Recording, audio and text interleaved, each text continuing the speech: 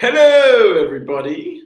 Let's get into the topic today, which is parents should teach children about financial literacy and budgeting from a young age. In my opinion, super important. Might not be for other people, but let's dig into the conversation and have a look at why. So, Rhiannon agrees, and credit cards are only for emergencies. Now, this comment I strongly disagree with. And in my opinion, it shows the understanding of person's level of financial knowledge. If they think credit cards are bad, if you think credit cards are bad, just as a blanket statement, just drop a yes below. If you're in the chat, just comment yes, credit cards are bad, or say something about credit cards. Right? Just tell me they're bad. Then I'm going to tell you, if you've got kids, you should not be teaching them about financial education. Straight up. Credit cards can be an amazing tool to use to improve your life and save you thousands and thousands upon thousands of dollars, as well as add enormously to your freedom and quality of life each year if they are used correctly.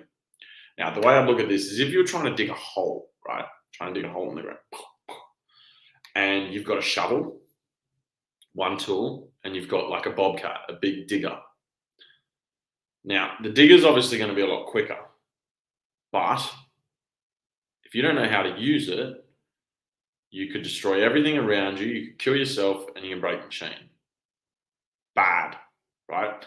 It's not the machine that's bad, so you don't understand how to use the tool. So you are better off in that situation using a shovel. And so if your opinion is that credit cards are bad because you've had a bad experience, or you've racked up a heap of credit card debt, paying massive interest on it, then you should stick to the shovel and just use something like a debit card, right? Only use money that you've got. If you start understanding how to use credit cards and you can leverage that system, you can actually improve your life drastically, like enormously. I'm just going to drop this in the comments for you guys to follow along.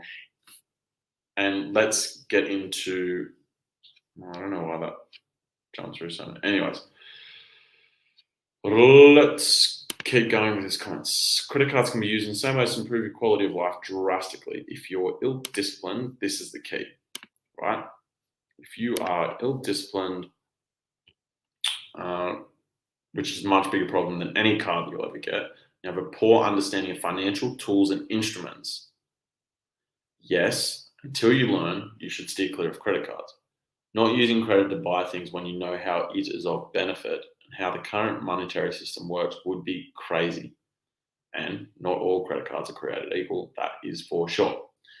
She then replies, and not to throw her under the bus, but this is one of the most annoying comments you get. Yes, that's exactly what I meant. No, it's not exactly what you meant. If it was exactly what you meant, you would have said it, right? Let's just cut the crap there. Teach them about credit cards too, and teach them not to get sucked into the idea of spending it on everything. That is, I agree with that. The afterpay thing is very different to credit card. There are no benefits to the consumer for using that other than the delayed payment. And probably, I'm not sure about the interest because I haven't used it, but it's like a credit card without the perks. It's just dumb. It doesn't make sense. There are times like for emergency dental when you have enough health insurance to cover it, when you may not have enough health insurance to cover it, or enough savings. Right. My comment to that one would be, if you're not able to scrape enough money together to pay for an emergency dentist thing, let's say it costs 10 grand, right? Which I don't think you'd be struggling to go more than 10 grand for a dentist thing. If you're not able to put together 10 grand at the drop of a hat, you're like, I need 10 grand, boom, I'll get it in like 30 minutes. I'll have 10 grand. Or maybe it takes you 2 days if you've got to transfer between different accounts, right? You should not be teaching your kids about finance. Not being able to put 10 grand together at the drop of a hat is a problem. And it's not a bad thing. I'm not having a go at anyone that isn't in that situation. I certainly haven't been my entire life at all. Like I was next to homeless, not even that long, like 5 years ago. What month are we in? Shit, it would have been like 5 years ago. that I was like right on the verge. Hey, broke, struggling to pay food. I was paying $170 a week rent, which I could barely pay. I was eating rice and beans for a month. Put a bit of onion, a bit of garlic, so I was getting some nutrients in there. But I couldn't afford anything else like that. That's all I could afford at that time. So I know what it's like to not have the money. And if you're in that situation, I'm not calling you a bad person. I'm just saying your financial understanding isn't great, which it isn't. Because if it was, the results would tell you otherwise. So if you're not in a situation where you can scrape together 10 grand or 20 grand or whatever at boom, like an instant, then no, you should not be the person teaching your kids about finance. You should be going to someone who is at the sort of ideal situation that you would like for your kids to be at financially and get them to teach. Maybe you do that through books. If you have a book, if you're not sure of books, then I would encourage you to read Rich Dad Poor Dad. That is, sorry, it's one book. Rich Dad Poor Dad, Robert Kiyosaki. Get your kids to read that book. It can be done in a very, very in a very kid-friendly way. It's an easy book to read.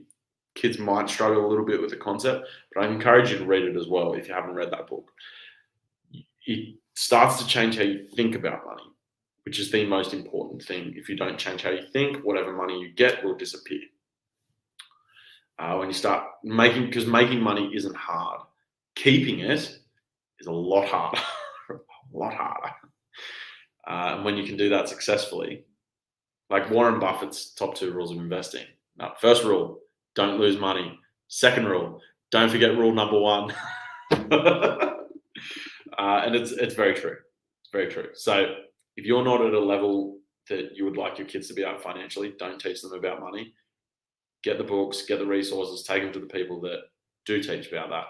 I do a section in my yellow belt course, like the self-defense course, links in the comments and description, I believe, that teaches kids about one of the very basic principles of money. And I've taught that to 5-year-olds and they've been able to apply it.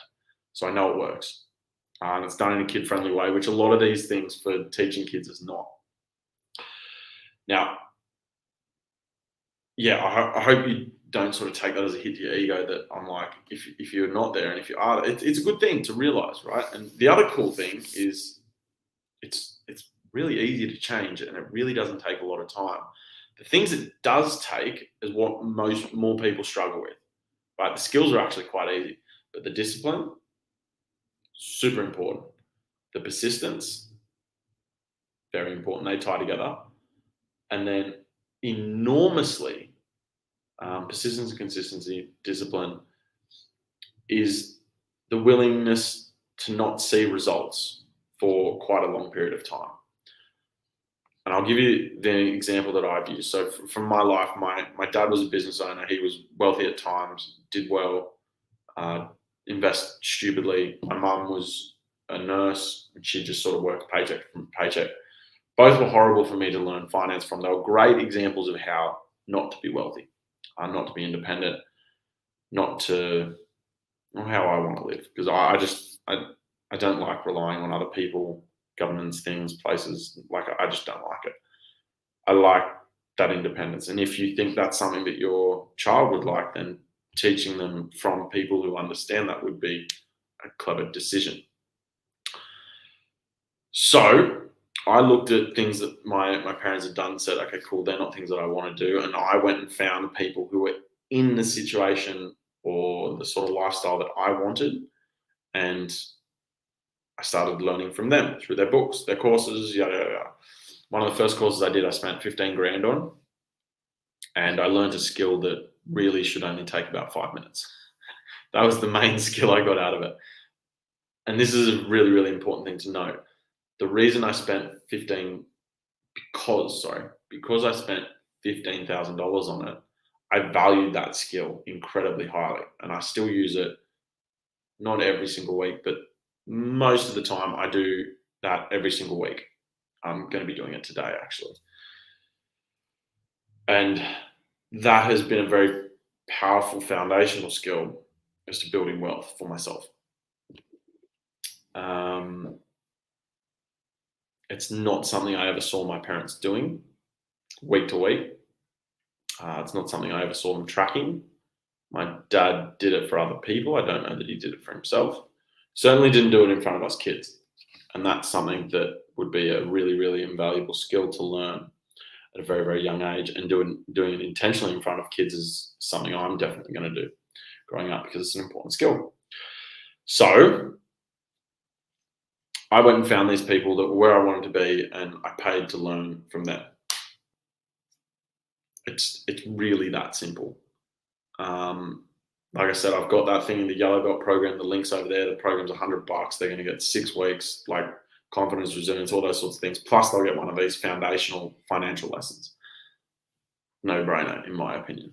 Go do it. The other thing to realize is if you're getting a not nice reaction to what I'm saying, it's probably an ego thing, which is natural, like it happens. But just chill.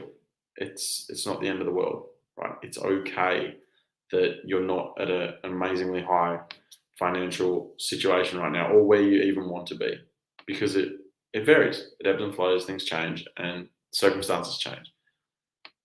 Sweet. Get other people in to help. If you're not a great swimmer, you're probably not going to teach your child how to swim. If you're not great at martial arts, you're probably not going to teach a kid how to fight and protect himself. You get people in. It's the same thing with money. It should be the same. People just think about it differently. I don't really know why. So I saw my dad used to work like 70 to 100 hours a week. We barely saw him. Sometimes we saw him on the weekends. Mum would work a fair bit, but we'd see her a lot more. She was only 3 or 4 days a week, but she was still living paycheck to paycheck, and in like a nurse, so government sort of wages. She was very good at her job. She was just horrible with finance. And I saw Dad make a lot of money. I also saw him lose stupid amounts of money through very poor decisions.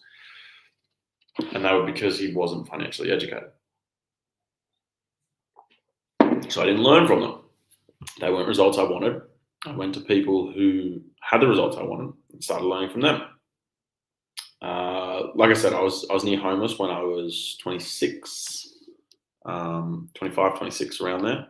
And my net worth hit $1 million when I was 29, just before I turned 30, just before. I got the sort of net worth to that mark, which was really important to me to achieve that goal. But things change, and yeah, where was I going with that one? So yeah, the point I was trying to make out of that was you can change these things really, really quickly if you're looking at doing it for yourself. This is something I'm actually going to be working on more with people, particularly men, because I think it's really, really important for men to have this financial acumen and freedom. So if you want to learn about that, it will cost you. Book a call with me. I'll do the first one for free, and just comment below, send me a message, whatever it is.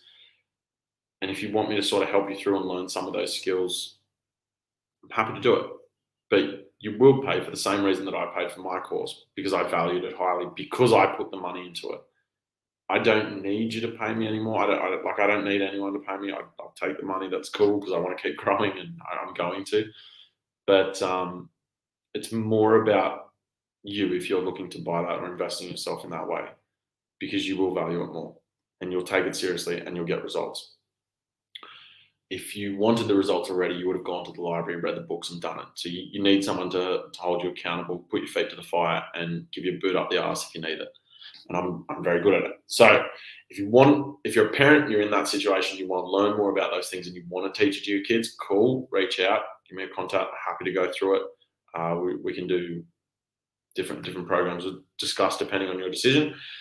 If you want the kids to learn, the first place I'd go would be the Yellow Belt program, so check that out.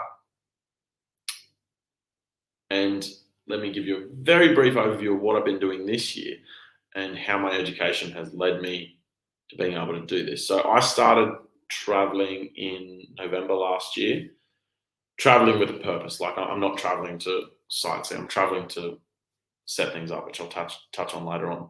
And it's financial stability is a big one for me.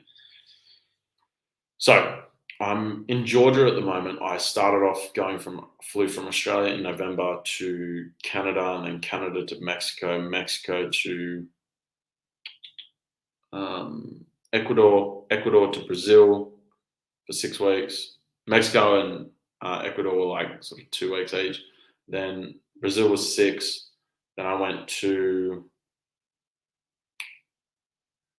Colombia, where I spent sort of 3-ish, 4 months. I went to Panama at that time, came back. Now I'm doing a trip over to Europe. I'm in Georgia right now. I was just in Turkey, and everything on my trip thus far has not cost me a cent. Right? It's come from things that I've invested in. And this has been, so I think I'm at 7 months now. So not many people can go traveling for 7 months and not have to pay anything for it. It's a cool thing that I've done, that I'm doing. I'm very, very happy about it. I'm probably going to get to 8 months, and then things are going to start sliding a little bit. But by the time I finish my trip, 10, 11 months, I won't be 12, I don't think. I'm going to make, at worst case scenario, it's going to have cost me $5,000, which, like, that's flights, food, going out, drinks, dinners with people, everything. That's insane. Like, that's really, really, really cool. And that's if everything stays the same as it is now. I'm going to be working on things and doing things as I go to adjust that. But it's a very cool thing to have. And that sort of freedom where I don't need to, I work if I want to, is a cool thing. It's a nice thing. And that was another idea about this year, is I wanted to go and prove to myself that I actually could do it and live off that money. In doing that, it was a short-term reward for myself.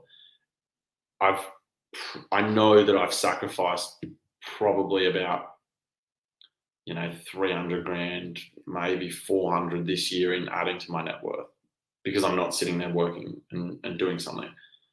I'm moving around, but I'm also setting myself up for longer term periods, and it's a safety thing for me, where my money's now diversified in different countries. I've got different bank accounts.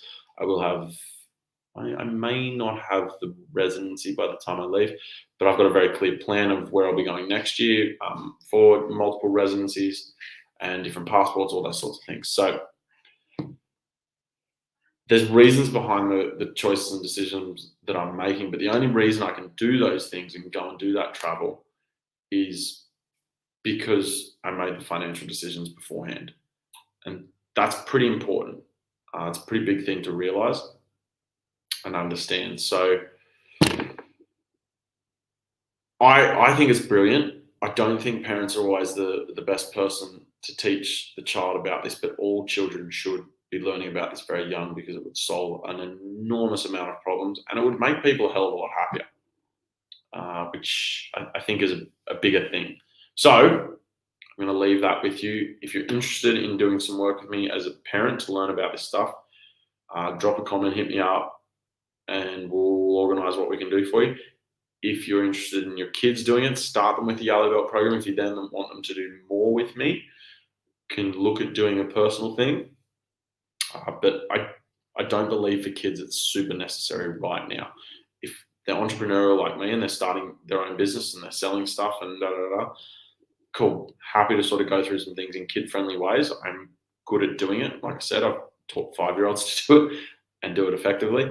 So if that's something you're interested, cool, let me know. We'll organise something there as well, depending on your situation and needs.